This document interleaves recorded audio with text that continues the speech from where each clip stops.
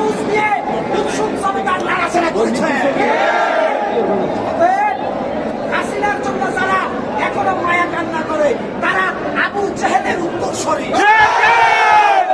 হাসিনার জন্য যারা এখনো মায়া কান্না করে তারা মানবতার শত্রু, সবাই ইসলামের শত্রু, তারা মুসলমানের শত্রু, তারা এই দেশের শত্রু। শেখ হাসিনা ওই নরেন্দ্র মোদীর কোলে গিয়ে বসেছে। নরেন্দ্র মোদী আল্লাহর ঘর মসজিদ ভেঙে মন্দির নির্মাণ করছে।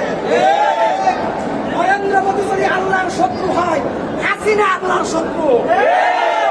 ভারতের হিন্দুত্ববাদীরা যদি আল্লাহর শত্রু হয়, আওয়ামী লীগও আল্লাহর শত্রু।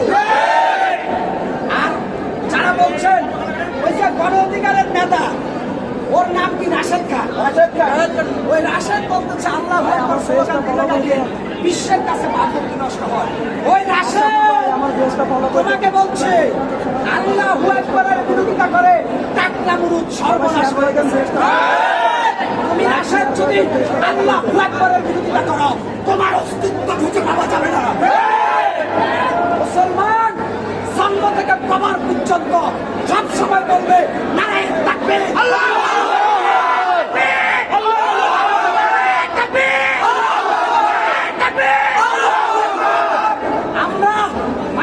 নামাজে আল্লাহু আকবারের ধ্বনি শুনে, আমরা মসজিদের আযানে আল্লাহু আকবার ধ্বনি শুনে, আমার জন্ম থেকে কবর পর্যন্ত প্রত্যেকটা জায়গায় আল্লাহু আকবারের ধ্বনি বেজে ওঠে। নাস্তিকের বাচ্চারা আল্লাহু আকবারের শব্দ শুনতে পারে না, এরা শয়তান। আযানের সময় দুধটা ঘেউ ঘেউ করে, কারণ শয়তান দ্রুত গতিতে পালায়। আর আল্লাহু আকবারের শব্দ শুনলে শয়তানদের গায়ে আগুন চলে উঠে। মরতে হলে মরবো, যতক্ষণে বেঁচে থাকবো আল্লাহু আকবারের সাথে থাকবো। সেই আশা আকাঙ্ক্ষার লালিত স্বপ্ন বুকে নিয়ে আজকে বিদায় নিলাম। আসসালামু আলাইকুম।